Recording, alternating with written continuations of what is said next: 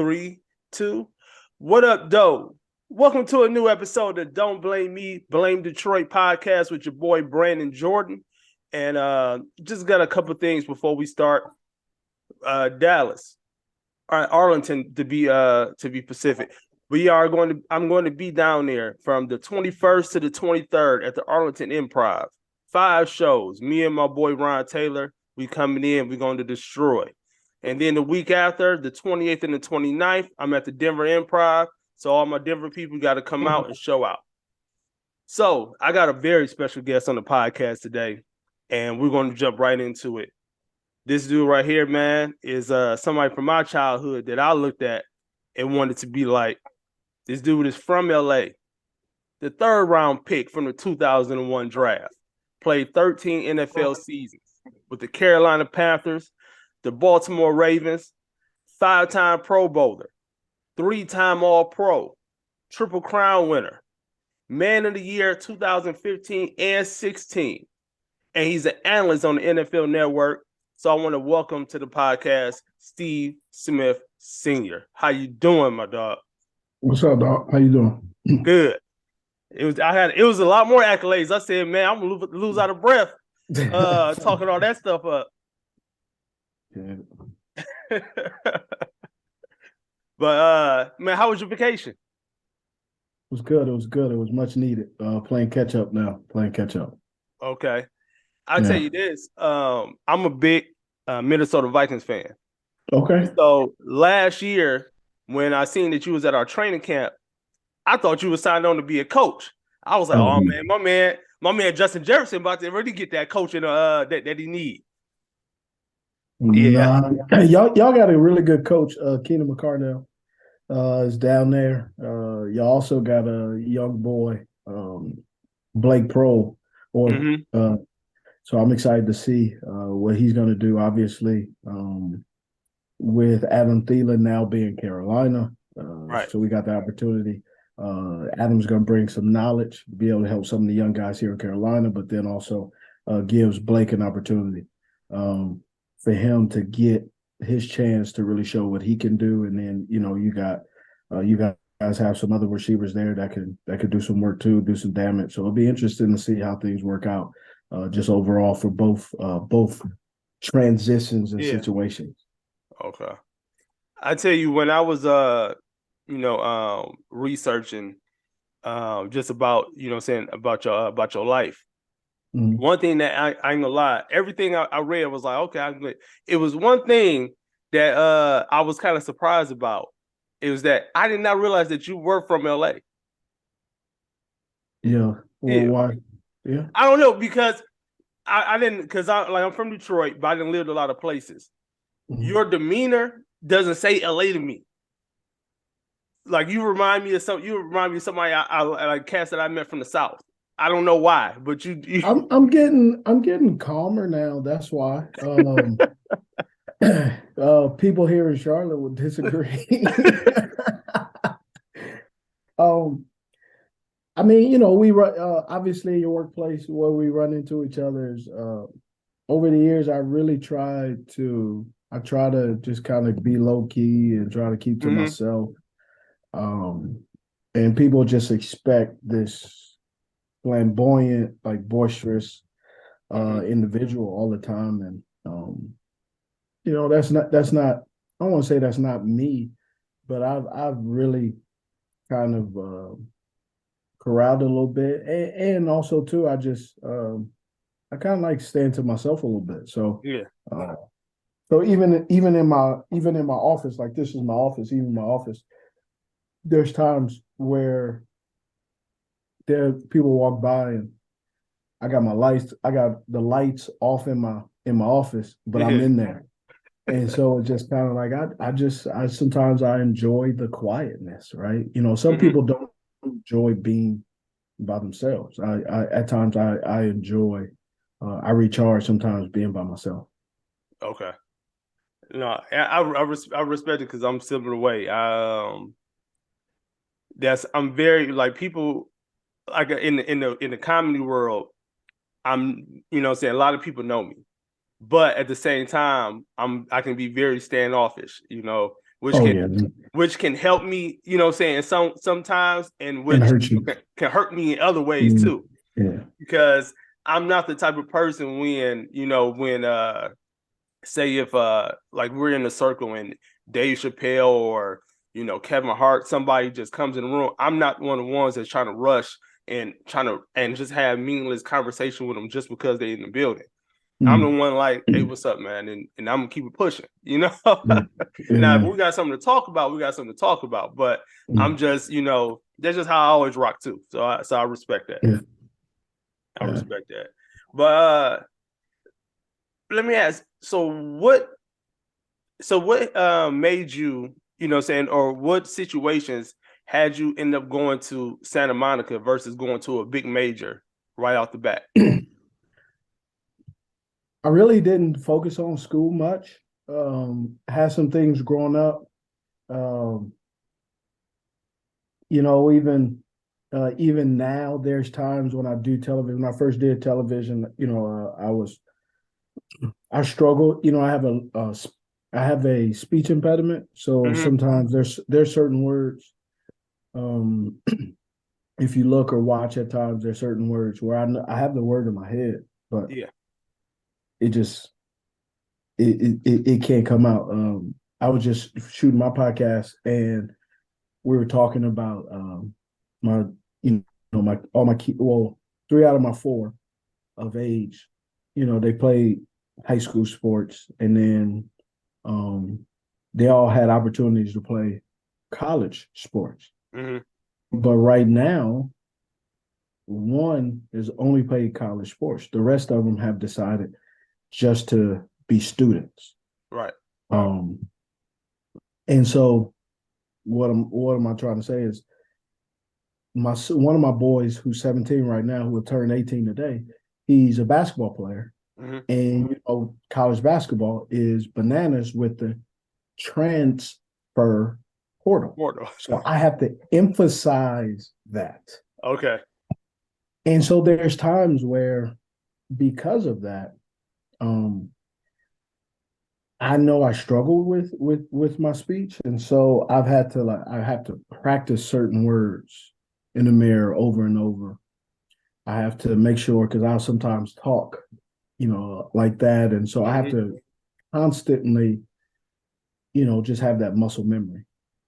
And so with that, um, I just kind of always have had that in the back of my mind. Okay. And so academically, at times, um, I haven't always felt comfortable.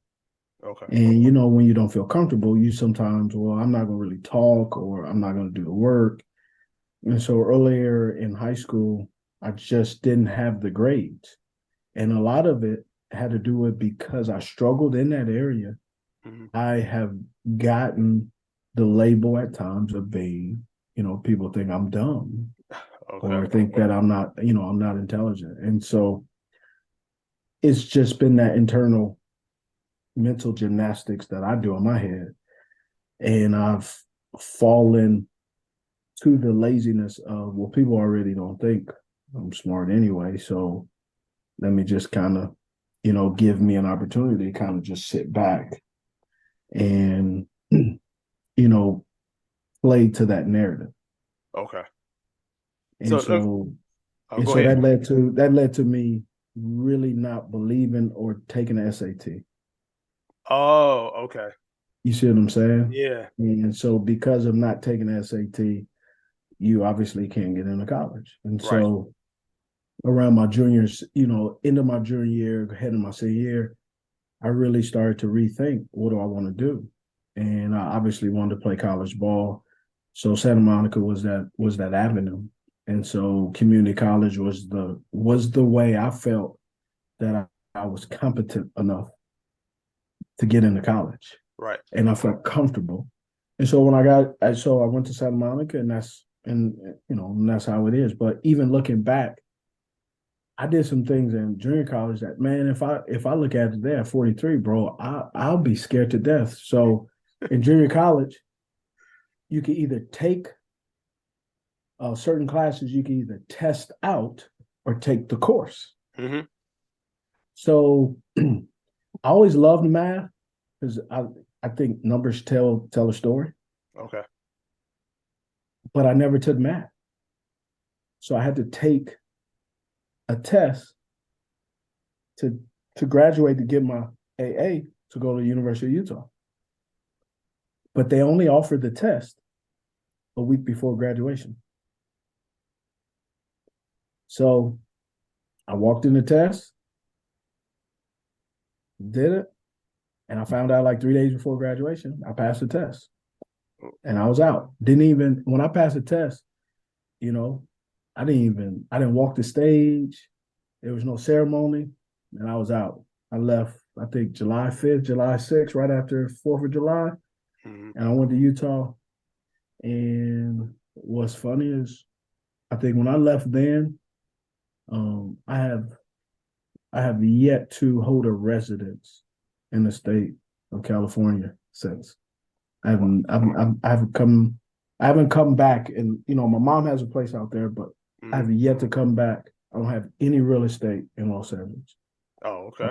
I left 99, yeah, July 5th, July 6th of 99. And never look back. No, I'll visit. Me and my family, we come out every couple of years and stay for about 2-3 weeks. Mm-hmm. I've flown to LA, driven to Vegas, Arizona, Utah in an RV. We've done all, but I won't buy any real estate in LA. I ain't mad at you. I ain't mad at you. I tell you, I got a similar situation though. When I was in high school, 2 weeks before prom, I get called into the counselor's office, and the counselor tells me, "Hey, you're not graduating, right?" And I'm like, "What you mean I ain't graduating?" She said, "Come on now, you've been here 4 years. You should know that you're not graduating." And so she said, "You got one option. She said, this 1 week, you can go take these internet classes. If you pass the test, you can walk. If you don't pass, you're in summer school." Man, I never studied so hard in my life. Wow. I literally, in 1 week, I had to redo what I could have did in 4 years. Yeah. We like to make things difficult. And the thing about it was, the only thing that motivated me to pass that test was I cannot tell my mama I'm not graduating. Oh yeah. That was the only thing that motivated. That's the key selling point, though, right? Yeah.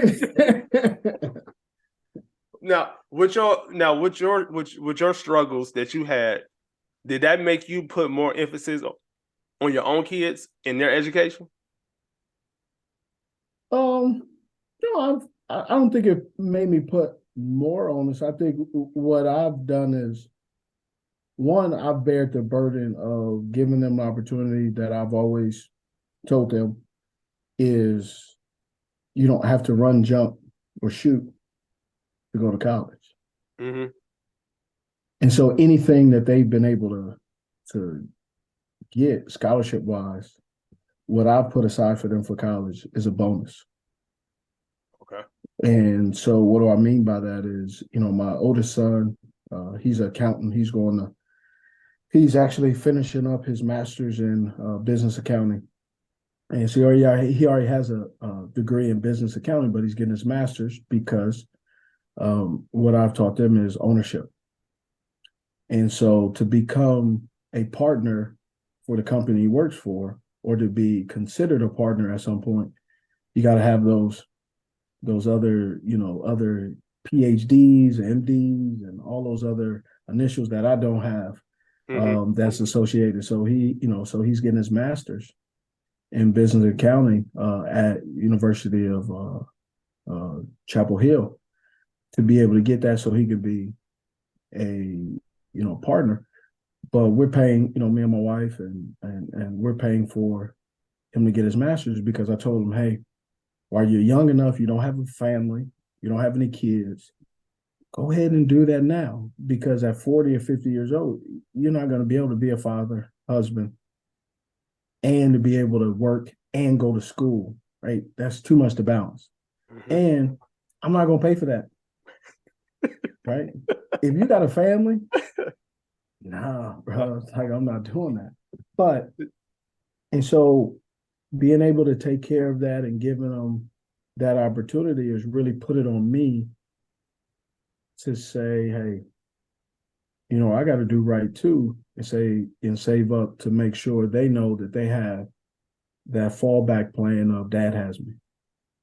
Mm-hmm. Right. And so, my 17-year-old right now, my daughter she just finished her cosmetology school. Okay. So she's heading to she's going to be shadowing pretty soon to be able to do hair, and then eventually, the goal is to, be her own business.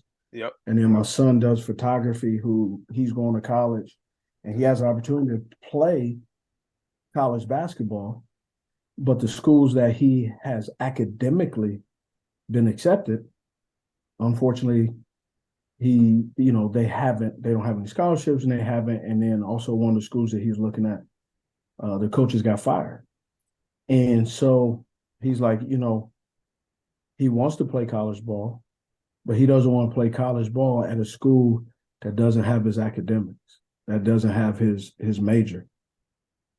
And so he was like, what do you think about that? I said, well, our job is to support you, not tell you what to do, right? To guide you. And so he's most likely going to go to that school because they have his major. He's already communicated with them and doing some internships, heading into his freshman year. So, he's just being able to go forward academically and not be, I say, held back by whatever financial restriction he has, to be able to allow him to go into college and just be a college student instead of collegial, a college and a student athlete. Oh, so let me ask you this, because you're the first,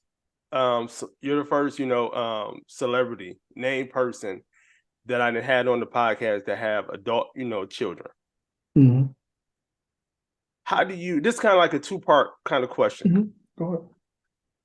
How do you feel about your kids using your name to advance and stuff that they want to do? It's a balance. It's a healthy and unhealthy balance, because there are times where I feel like they're just talking about dad, but then because I'm interacting with people all the time, that there's times where I have to be very mindful that they're still my kids, mm-hmm. and they don't see me as this. So it's like, even at times when I go home, it's a struggle, because it's little Steve to some of my aunts and uncles. Mm-hmm. But little Steve is 43 years old with a wife and 4 kids. so, and so it's that balance between, I'm their nephew, but then I'm also this grown man. I'm their nephew, but I'm this grown man with a name. So it's that balance, right? So do I do a great job about it all the time? No. And they, we all live and learn. So I'm not going to sit here and say that, like, oh, my family uses me, but it is sometimes hard not to feel used, because like there's times where, when you do comedy, you don't always want to be on. You're right? Exactly right. Not everybody wants, you don't always want to tell a joke. Mm-hmm. Sometimes you don't really care what the other person wants to hear. Sometimes you want to hear someone ask you how your day is going versus you brightening up somebody's day. You hit it right on the nose right there.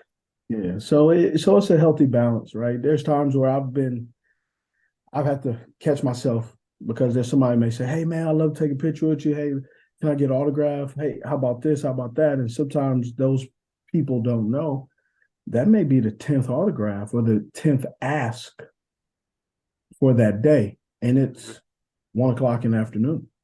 Yeah. And so, like, here's an example that this is so small. I remember, I think this happened about 7 years ago. I went to the grocery store to pick something up, and there's a lady at a cash register, and I said, "How are you doing today?" She said, I think she said she was in her fourth hour at the register. Mm-hmm. She said, you're the first person to ask me how I was doing today. And yet she's been checking people in and out, bagging their groceries. And so I try to remember that. So a lot of times if I go to a grocery store, if I go to a store interaction, I always try to say, "How are you doing today?" Mm-hmm. And it's made me real mindful, but it also kind of sometimes I get in my feelings a little bit because I may ask 10 people how they're doing today. And sometimes very few of them either respond or someone, "Well, how are you today?" Yes, yeah, I feel that. Yeah, I feel that. Like, how do you feel like your celebrity is now versus during when you was playing? Oh, I mean, I think it varies. When I was playing, I think playing over the years has made playing sports. I think at times it's a gift and a curse because people always, for some reason, unlike the movies, I think fans believe that everybody wants to know their opinion about what you think about someone, mm-hmm. right? Like, because I do a podcast, we talk about ball, or sometimes, on my commentating, especially with social media, people feel like that is, they're right, or they feel that somebody told them in their head that, hey, tell this individual how you feel about what they just said on TV, right? And it's always like, "Oh, you suck," or "You're not very good," and so in the beginning, when I first used to do it, I used to have a little smart reply. I was like, "Man, this direct deposit don't agree with you," right? But now I understand, and it's one of those things where, you're right. And so a lot of times, sometimes I say, "Yeah, you're right." Like somebody called me. We're talking about one, especially in sports right now, when I'm doing a lot of evaluating. Mm-hmm. And doing a lot of evaluation on wide receivers, people seem to tell me how I'm incorrect or I'm wrong or I don't know what I'm talking about. And I'm just giving my opinion based on the measurements and the standards at which I'm doing the scouting. So you don't have to agree with it. But I just notice when people don't agree with your job in which they're paying you to do, mm-hmm. people seem to get in their feelings a little bit. And so somebody told me last 2 weeks I've heard the last couple of days, bottom on my podcast stuff, I'm an idiot, I'm hating. And someone said something and I responded, because I do respond on my podcast stuff. I responded to an individual who said that I'm an idiot, I'm a has-been. And I said, "Man, the shade from your tree is wonderful. Thank you. I appreciate it." Right? And so it's like, "Man, you hating. You just jealous." Man, I'm not sure what I'm jealous about. A guy going through a evaluation process. I'm not jealous of that evaluation process. No, mm-hmm. They can have that. So I don't know. So it's a healthy love and hate, but just trying to figure it out myself, Yeah. Hey, how much was it an adjustment when you first start being an analyst to judging from being a player to now judging your peers? It was a huge adjustment because I was raised in a household where we were just unfiltered. You say how you feel. You give your opinion whether it's asked. And so now just I try to, it's a healthy balance. I try to talk about what I see that's good and try to minimize the things that may come across negative. Like for instance, I just came out with, I call it Agent 89's Gang of Misfits, right? So I got about 12 or 13 wide receivers that I like.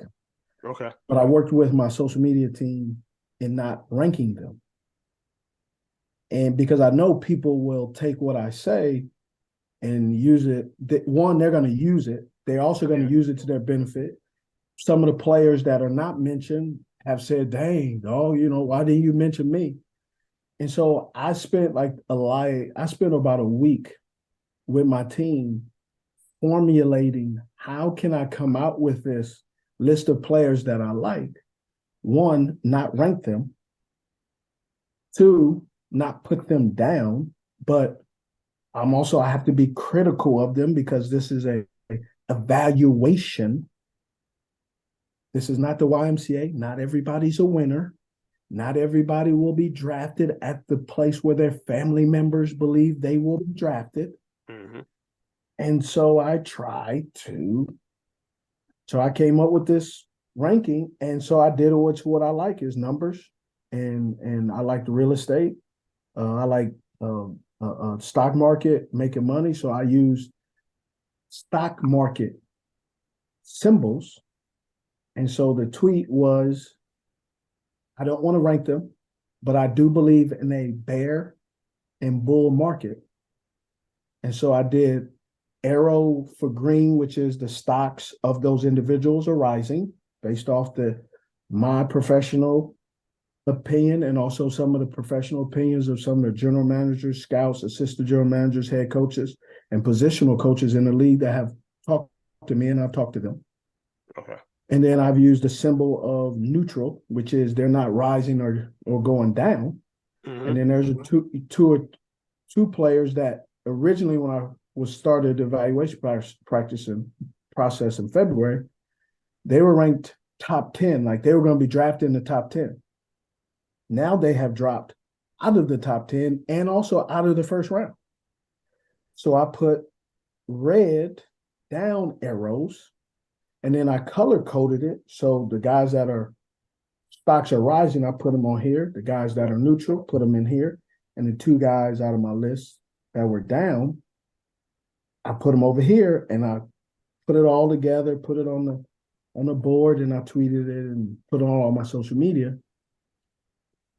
And so trying to do it that way. And so I have to sometimes spend a lot more time in being creative on articulating what I mean and why, so people don't take it so negatively.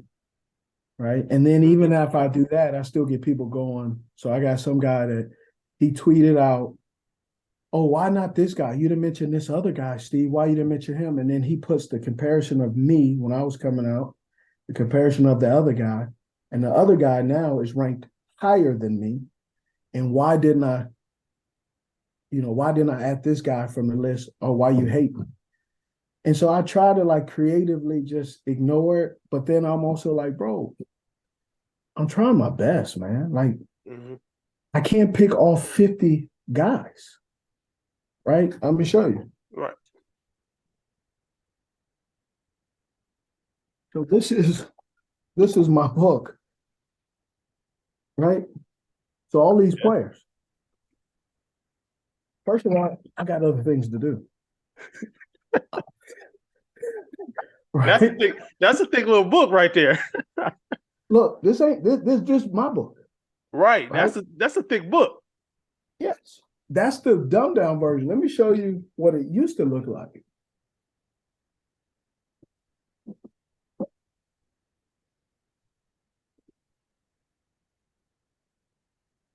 Oh, hell no. So for me, it's like, and I'm like, and I try not to get into it, but I'm like, bro, first of all, you talking about a kid who we have the same or similar measurements. Bro, I played 16 years. If I turn on his film and I turn on my film, I'm gonna let you know I could tell you, I could look at a kid in 5 minutes and tell you what I think about him. Mm-hmm. But that's also insensitive. Yeah. And so I try not to do that. Okay. Because a real ball player, in my personal opinion, I can watch a guy play a game and tell you or give you at least a good understanding of what kind of player he potentially can be. Mm-hmm. Now, obviously, no one really knows between potential and circumstances what will actually happen. Right. And so that's where you kind of got to be careful, right? Like people are like, oh man, he reminds me of Megatron. No, he don't. Stop it. I watched Megatron play, and people didn't even know when Megatron was drafted that Megatron was going to be Megatron. It was going to be that. Did You're you know like, he man, had the skill set? Yeah, you'd be like, man, he's special. But nobody go, you know, hey, man, this kid from Georgia Tech, he looks like he's going to be one of the best wide receivers for the next 5-6 years straight to ever play. Stop lying. You don't know that, right? Because if you did, you would have picked him and not allowed him to be picked by somebody else. Right. Right. So, so just stuff like that. Like this is my list. I haven't even started, but this is my chart that I'm supposed to start with. And you notice the first round, second round, then third round, real small. So I handwrite all that and I'll fill it in. Okay. And so when the draft goes, I'll have my list of guys that I think are going to get drafted in which rounds, and then I'll mark them. And then obviously, a guy that's supposed to be in the first or second round drops to third or fourth, or a guy that's supposed to be here drops there. So, we'll see. Well, I got one more thing I want to ask you. Yeah. So when you knew you was getting drafted, did you have a team in mind that you wanted to go to? Yeah, at the time I wanted to go to the St. Louis Rams. I had taken 2 or 3 trips. I had visited, I think, Chicago and St. Louis. I visit those teams. I was a 49ers fan, still am. And so, I wanted to go to the 49ers. But, once it gets going, man, I was a third round pick. So after once it starts get going, now you get desperate. You just like, man, I just want to get picked. Right? Yeah. Sure. I got the Panthers picked me. And then the St. Louis Rams at the time, it was Henry Eller. He had called me, congratulated me because I took a trip out there. And then I think the Buffalo Bills, they had my former coach in college out there. So they were trying to snag me. So I had 3 teams I had talked to after the Panthers, 2 other teams that talked to me after the Panthers that drafted me that I was also hoping to go to just because, of meeting those individuals, meeting those people. Okay. So what was that? I went to Chicago. Dick Jauron was the head coach. Todd Haley was the wide receivers coach. He had just got the job from Dallas. He was assistant wide receivers coach. Henry Eller being a Los Angeles Ram and growing up watching him and Flipper Anderson. So I was at all with meeting Henry Eller. And then obviously, I had never been anywhere far. So I didn't know where North Carolina was. I didn't get on the airplane until I went to Utah from LA. And then when I went to college and we had to fly to games. But other than that, I had never really been beyond, I think, Texas at the time. Okay. So I wasn't used to flying all over the country and all over the world. Okay. So you got anything that you want the people to know about coming up?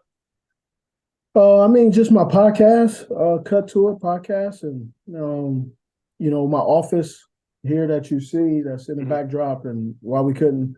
I just opened up, my foundation opened up a mental health urgent care facility here in North Carolina. Okay.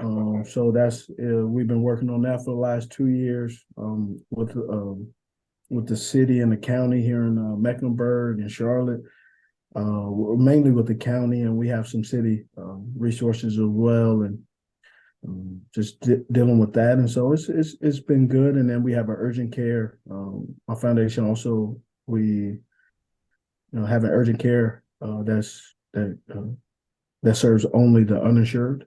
Okay. And then we have an after school program that is catered to kids that are experiencing homelessness. So all of the resources and the services that my foundation provides are based on One, people of color. Two, people who have less than are below the poverty line, and then three, also the programs are structured from things that I've experienced growing up in LA, where um, that homelessness, free lunch and reduced lunch, lack of public services. So we try to provide all those things, and so my foundation is really our programs are just based on the things that I know that I experienced, or people that were close to me that experienced that didn't have. So that's what we do. That's dope.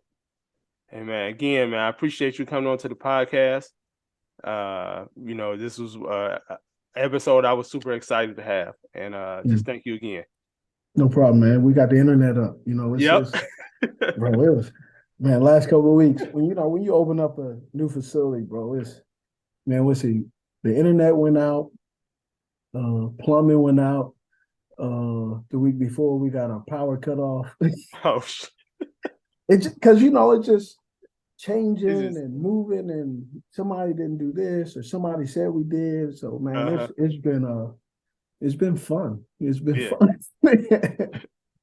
And when I come, I'm trying to actually come out that way because I love North Carolina.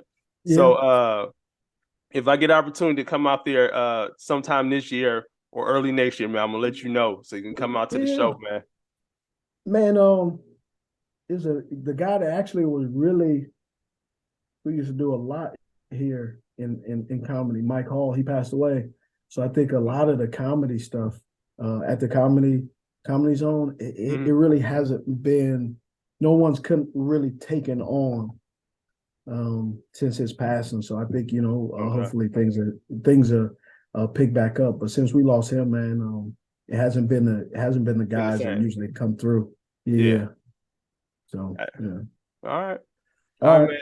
This is another episode of Don't Blame Me, Blame Detroit, and I'll holler at y'all next week. All right, man. Peace out.